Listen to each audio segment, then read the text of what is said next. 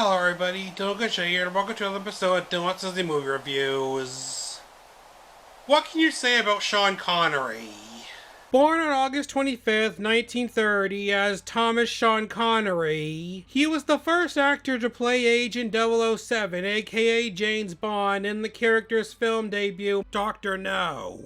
His last performance as James Bond would be in the 1983 sequel, Never Say Never Again. He would later go on to be knighted by Queen Elizabeth in 2000. Sean Connery lived until he passed away on Halloween 2020. Now, the movie that I'm reviewing this week is the only Disney movie that Sean Connery ever starred in. Released on June 26, 1959, the movie is Darby O'Gill the Little People. The film opens with an old woman named Mrs. Sugru, played by the late Estelle Winwood, visiting a young woman named Katie O'Gill, played by the late Janet Monroe, and Mrs. Sugru asks Katie to loan her some tea. You can have it and welcome. I knew you wouldn't refuse old Shayla, and I knew you'd have lashings and lay-ins, but there's little that's lacking here. Unless 'twould be a man to cook for. Oh, you have me father to cook for. So you do. But I meant a man of your own. Time enough for that. Time enough lost the ducks. There's many a lass has lost her market from waiting too long. Oh, you can smile now. But who in this town would have you? Am I that bad? You miss my meaning. There's not a gossoon doesn't want you. But who among them dare look at you? With the grand house you live in, and the fine situation your father has with his lordship. Take my son Pony, he don't dare raise his eyes to you, and him the catch of the town. Now, I would have said that Pony thought no small bear of himself. Oh, he's proud as a whitewashed pig. But he needs encouragement from you. You should be looking ahead, Katie. Mrs. Sugru then talks to Katie about her father getting old, and when he dies, her son Pony will take over his job. Don't put me father in his grave just yet. Oh, the saints forbid. He'll be spared for many years, God willing. That must be Pony now. No, it's not. Merciful heavens, it's Lord Fitzpatrick himself. Lord Fitzpatrick, played by the late Walter Fitzgerald, then arrives and asks Katie where her father is. Well, now let me see, I heard him saying, something about cutting the weeds around the summer house. I think he'll have gone to have the smithy sharpen his scythe. I'll fetch him for you, your lordship. Well, that's good of you. While Katie runs into the village to get her father, Lord Fitzpatrick goes into the house and talks to Mrs. Sugru, and she tells him to consider her son as caretaker. I'm not sure I want a man who was too well known to the town. A man from outside would be more respected. My Pony is respected and feared too. He's whipped every man in the parish. Is that so? Thank you. Thank you. I tell you true, sir. If it were Pony you had in charge of this place, he wouldn't let it fall to wrack and ruin, whilst he sat in the pub telling stories. Meanwhile, Katie's father Darby, played by the late Albert Sharp, is in a village pub telling everybody there about him trying to catch leprechauns. Especially the king on Nakashiga. In the story, he asks King Brian, played by the late Jimmy O'Dia, for 3 wishes once he catches him. All right, then. Wish your wishes and be done with it. I've work to do at home. Don't rush me. Don't rush you. Mean to say you're not going to wish for a crock of gold? I may in good time. But what's gold to a man if he be too sick or too sad to enjoy it? Oh, you're the thinking man. I am. And me first wish is you'll grant me health. Granted. Now, me second wish is a small wish indeed. But it means a lot to me. I want a big crop of potatoes. Granted. And me third wish is for the crock of gold. Granted.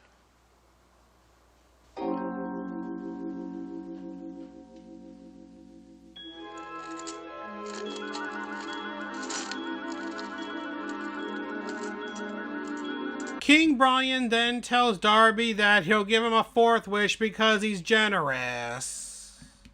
Then I'll be a generous man. I'd like a clock of gold like this for my good friend, Tom Kerrigan. And another one for that decent man, Pat Scanlon. And another one for that door full of a woman, Molly Malloy. Is that your fourth wish? It is. However, after Darby makes his fourth wish, King Brian says that he loses all of his wishes.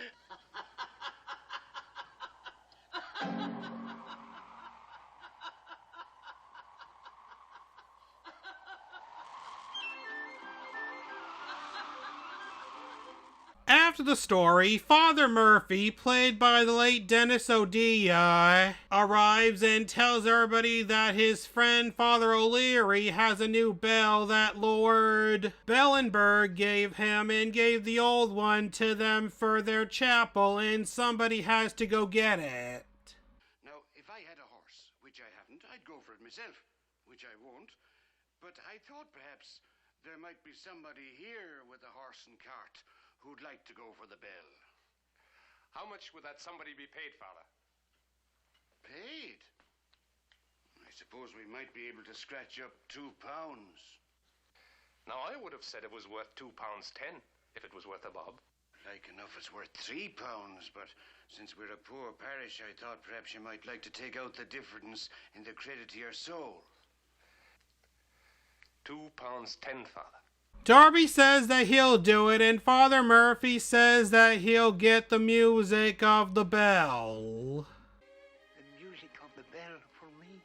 Yes, and for your seed, breed, and generation till the end of time. It's a bargain, Father. I do them all. Katie then comes into the pub and takes her father home, where Lord Fitzpatrick tells him that Michael McBride, played by the late Sean Connery, will be settling into his place in 2 weeks and has him stay in the old McCarthy cottage rent-free for the rest of his life. I don't think Kitty'll take to this. We'll give it a new thatch. But what am I going to do with myself? And me cut off in me prime? You'll be telling stories in the public house all day and poaching rabbits by night. Oh, holy old Finbar. What with the foxes eating the grouse? Don't tell me I set a snare down a rabbit hole. You're no fox yourself, Darby, but faith, I'm fond of you. And Katie, too.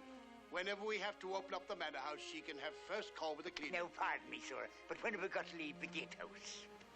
Can we give him another 2 weeks? Longer than that, sir, as far as I'm concerned. Good. Then tonight, when you finish today's work here, you tell Tom Kerrigan to let you have a room at the Rathconnen Arms. Please, sir, I'd be grateful if you wouldn't mention it to Kitty. I want to break the news to her myself. Very well.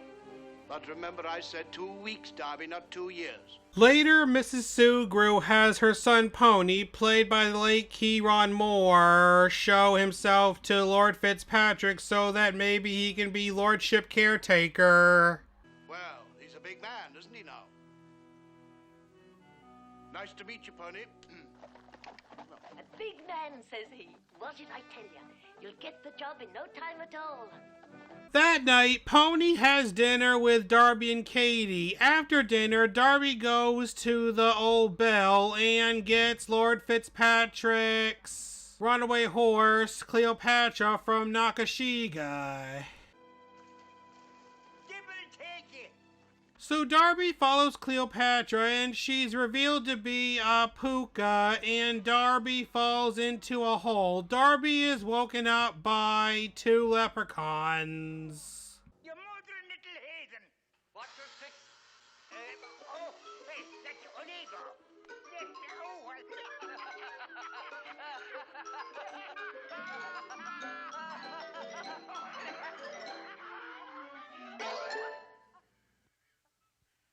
Come on, you blackguard.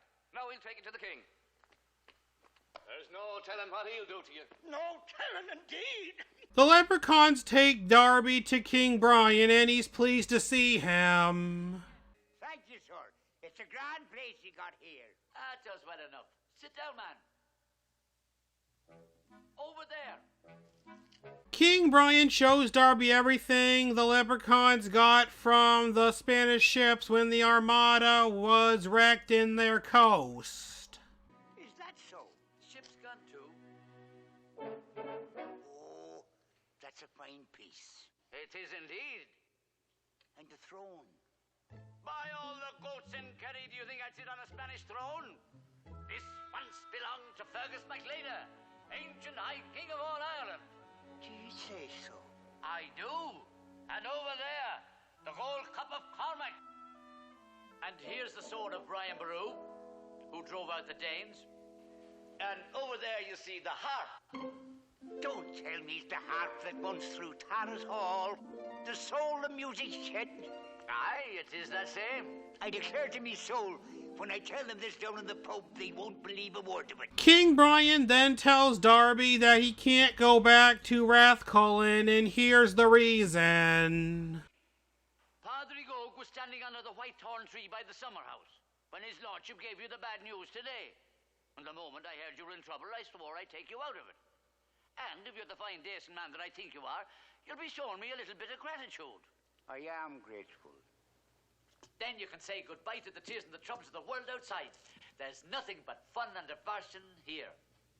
King Brian then asks Darby if he can play a harp, but he says he plays a fiddle instead, so they give him one and he plays them a tune.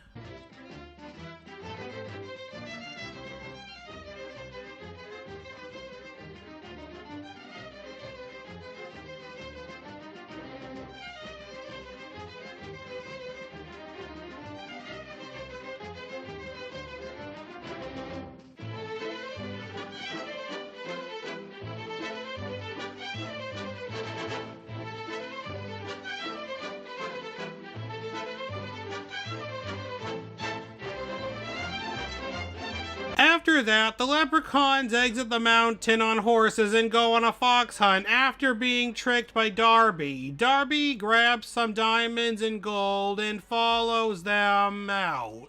But all the diamonds and gold he grabbed fall out of his pockets.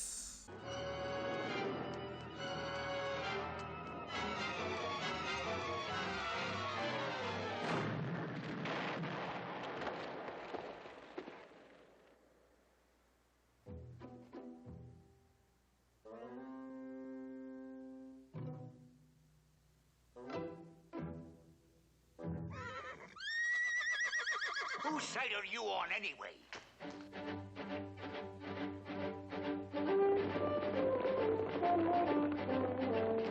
You'll find out who's the knowledgeable one. Come on now. Darby returns to his stable where King Brian arrives.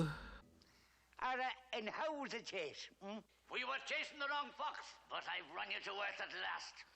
What do you mean, sir? I've a good mind to break your back. I thought we were friends. You made a laughing stock of me in front of my own people. I don't understand. When his lordship kicked you out, who took you in? What you did? And what did you do the minute my back was turned? Oh, I just went back for me pipe. You didn't think I wanted to stay here, did you? Well, you better make sure. We can't have you going in and out. Oh, not a thing else. I'll not even be needing this. And what might that be now? It's a drop of old poteen I found in the bog. Oh, and there's a real smack to it. I'd offered you a drop, only it wouldn't be fine enough for your Royal Highness. Let me be the judge of that. Well, very good, your Royal Highness. So King Brian tries some poteen and he likes it, and he asks Darby to have some with him and they sing some songs. Oh, I wish I had time to sing you a song. But when I get started, I'd sing all night long. Can you put a right to that? Try me. Go on then. Oh, singing's no sin, and drinking's no crime. If you have one drink only, just one at a time.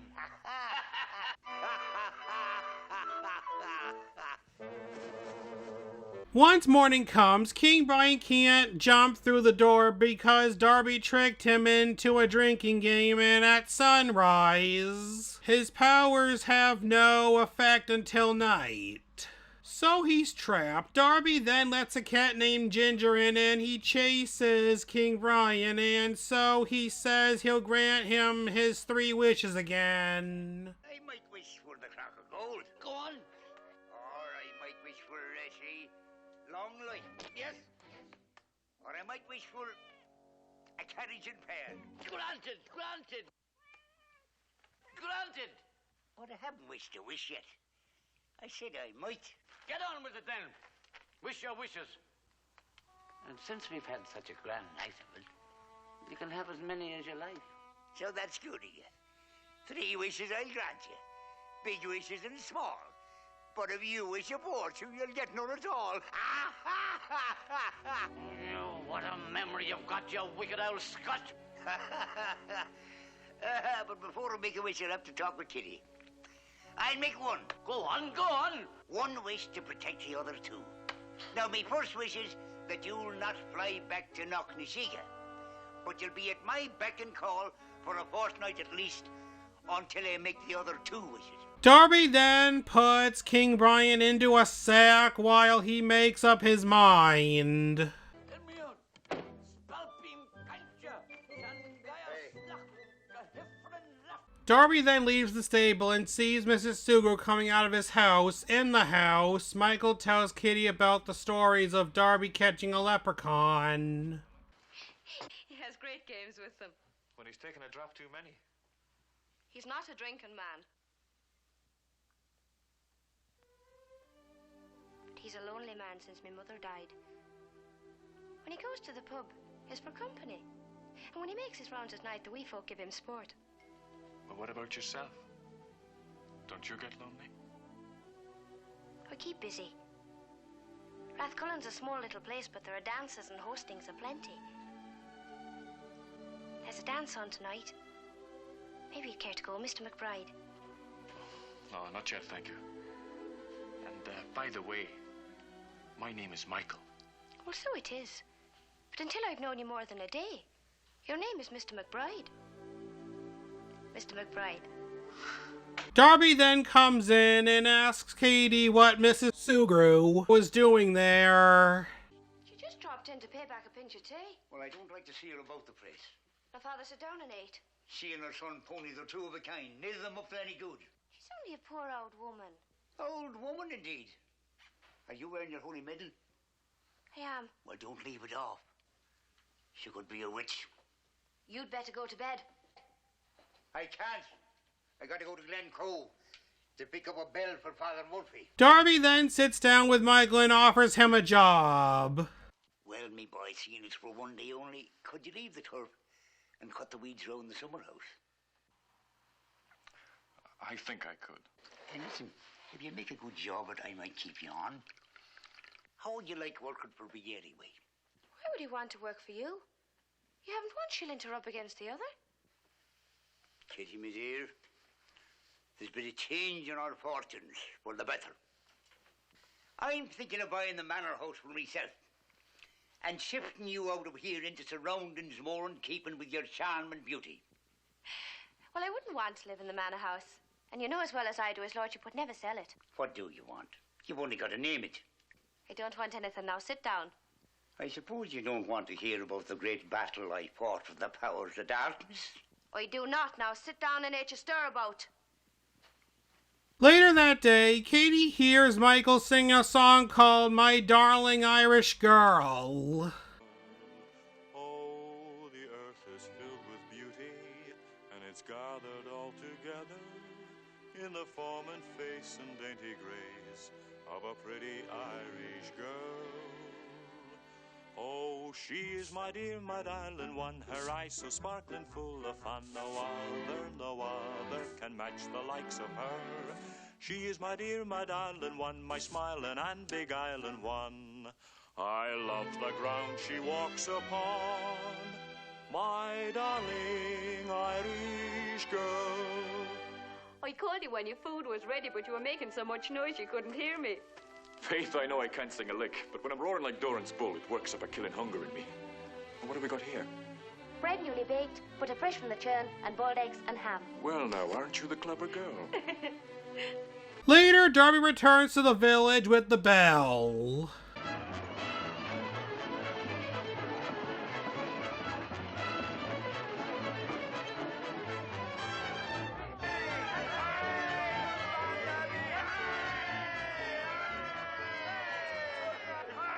It's a grand bell. You've done a great deed. Thank you, Father. Thank you, Father. Darby then goes into the pub where everybody sees the bag moving, and he tells them that it's King Brian in the bag. They don't believe him, so he gives King Brian a drink.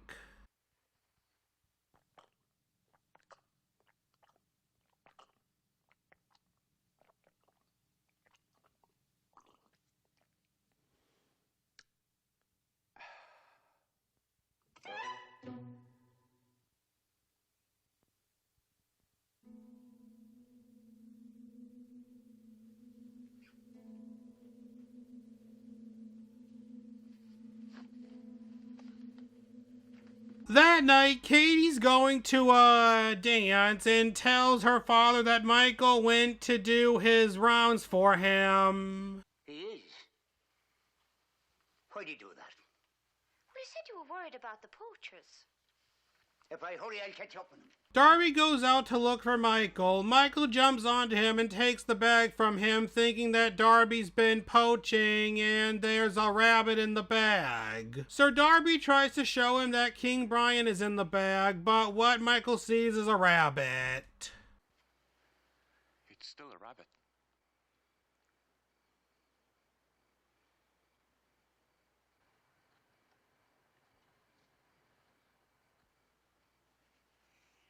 Try closing one eye. Closing one eye.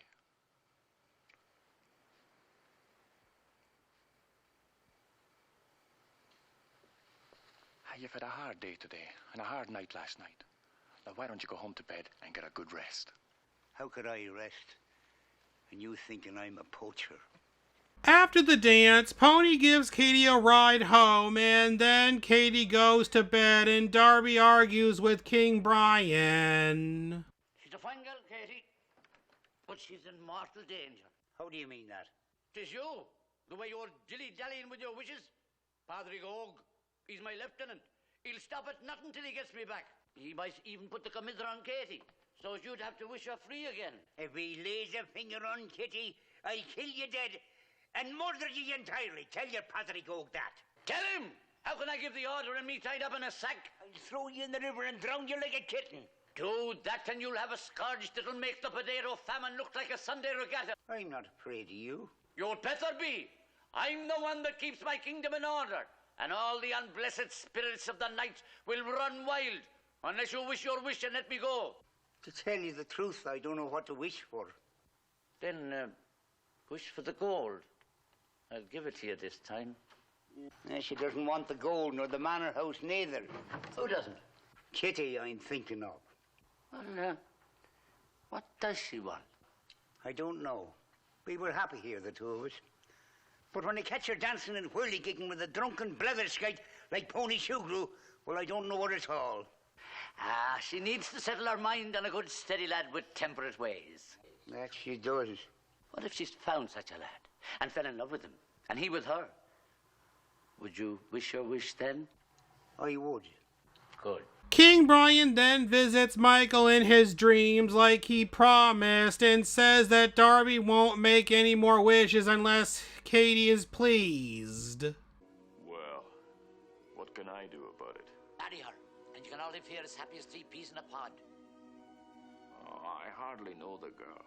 One look at her and you'll know her. She's a nice girl and I like her.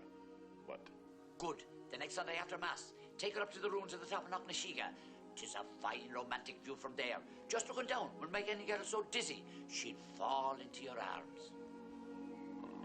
I don't want her to fall into my arms. Then, of course, I can't very well blame you. Might mean getting your head broken. I know if I was courting Pony Sugrew's girl, I'd be afraid too. Is it putting a coward's name on me, Yar? No. No, go to sleep now. Go to sleep. Good. Good lad. Go to sleep.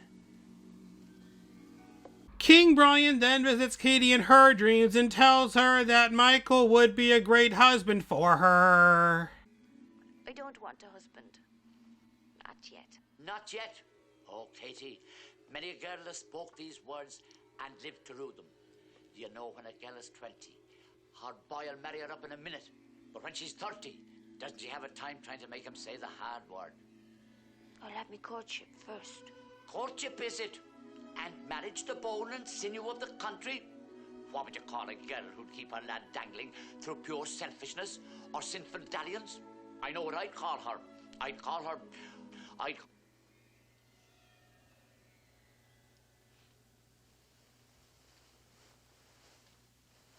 The next day, Michael and Katie go to Mount Nakashiga and they come running back to the house and fall in love. Kiss her. Kiss her. Go on, kiss her.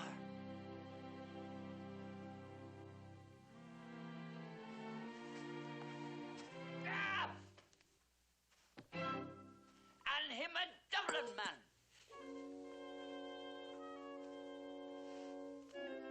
Look, look, look.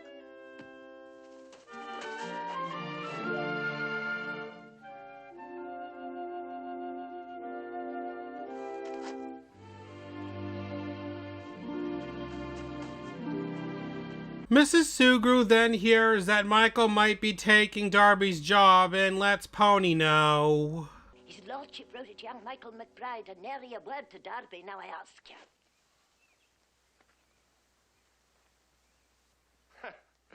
And you said you had an understanding with his lordship about me, and all this time McBride has the job.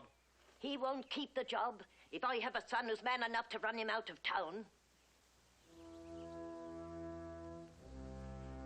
Well, Pony? Later, while Katie's packing up, Michael arrives and reads a card. Why didn't you tell me? Your father made me promise that I wouldn't. When are you throwing us out? Oh, now, Katie. When? Well, today we're supposed to... You give short notice. I don't want you to leave at all. Why not? What does it matter to you if you break an old man's heart? You're a strong young man. You can find work anywhere, but no, you must come here and take me father's place. No wonder he's chasing the fairy gold and him half out of his mind trying to keep some little bit of self-respect in the town. You can claim the manor house yourself. It'll be all we can do to move our belongings out of your house this night. Now, you listen to me. I don't want your father's job at all. Not unless I can have the both of you along with it. I want you to stay here and be my wife. I love you, Katie, and I think that you love me. I love you.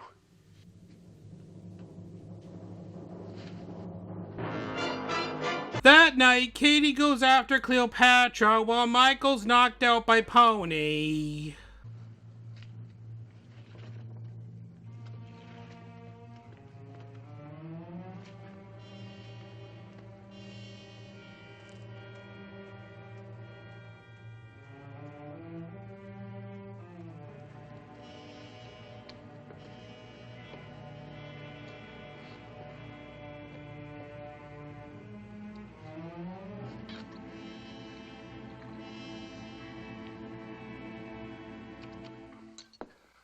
Ah, well, you look grand. Now, don't move a finger until his lordship comes. Darby then comes home looking for Katie and finds Michael. Is it drunk you are?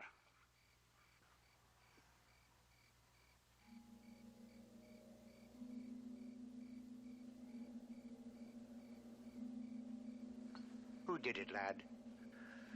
I don't know, but I can guess. Where's Kitty? She's gone after the horse. Did you let her go alone in the dark of the night? She was in a tearing rage at me. And sure, it was your fault for not telling her the truth in the first place. God forgive me, she'll be chasing a puka. Darby and Michael go up the mountain to look for Katie. Darby finds her injured and then the banshee appears.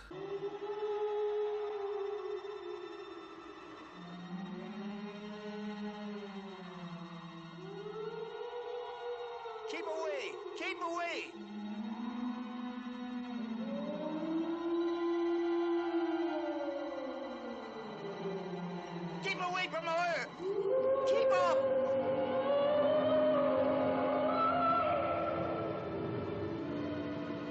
Keep off now!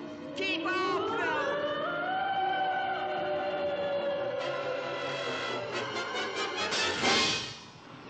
Darby and Michael take Katie home, but then the Banshee arrives and summons the Death Coach to take Katie's soul to the land of the dead. Darby then calls King Brian and asks him to send the coach away, but he can't because it's not within his powers.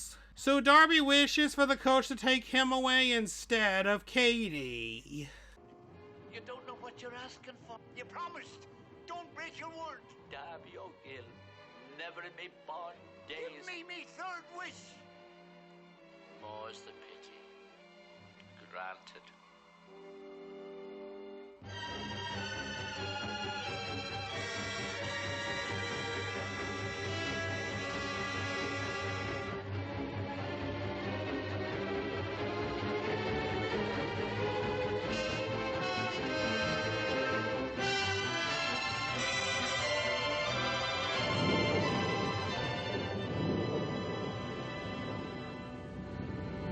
So Darby gets into the coach and it drives away. King Brian then appears and the two talk. However, Darby makes another wish and loses all of them, but luckily Katie has recovered. What a temper I have. Well, I like a lively girl. Later, Michael gets into a fight with Pony at the pub for his attempt to get him fired, knocking him out and making him appear as an incompetent drunkard. Oh, God.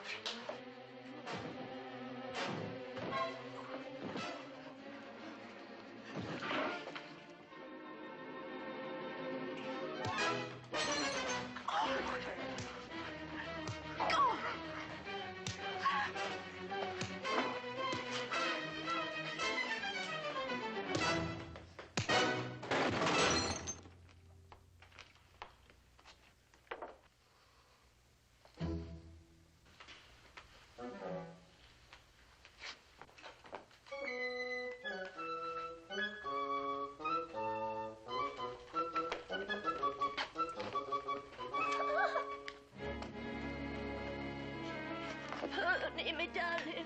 Oh, my poor baby. Hold your whist, I'll have no more from you.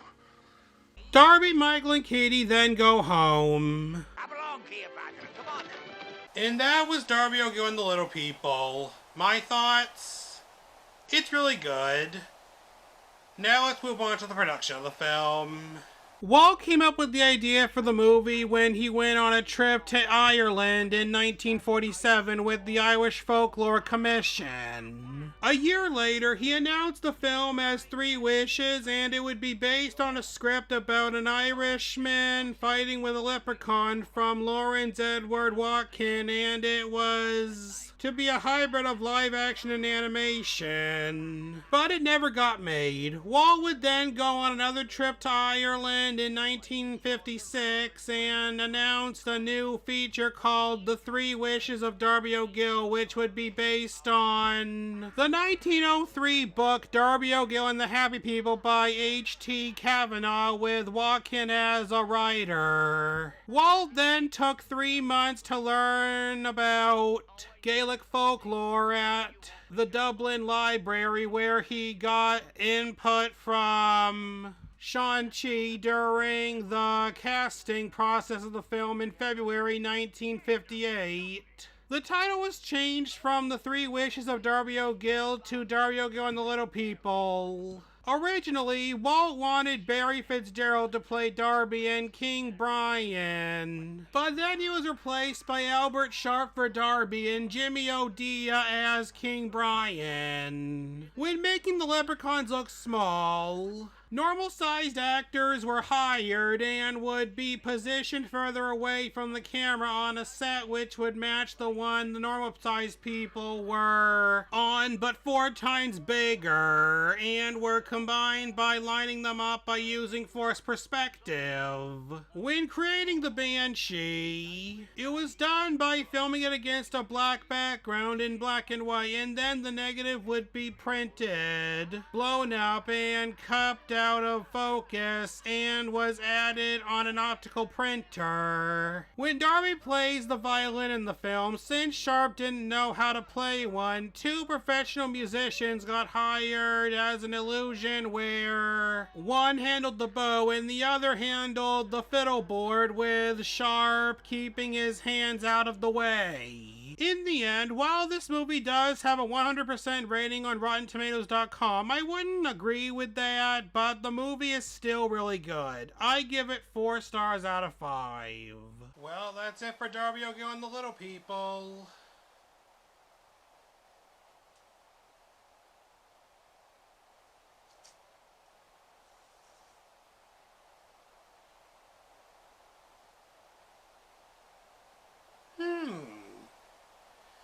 Be sure to join next week when I'll be reviewing the first Walt Disney Animation Studios film to be released to Disney Plus instead of in theaters in the USA.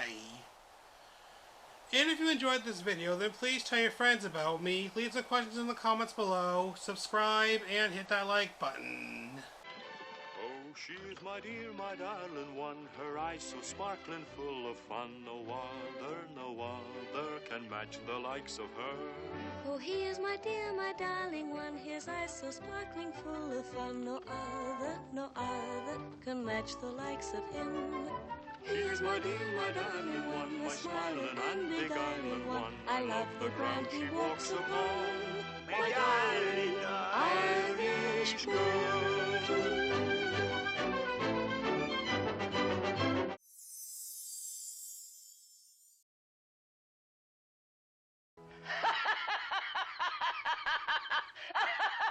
And you a knowledgeable man! Darby, you've wished your 4th wish.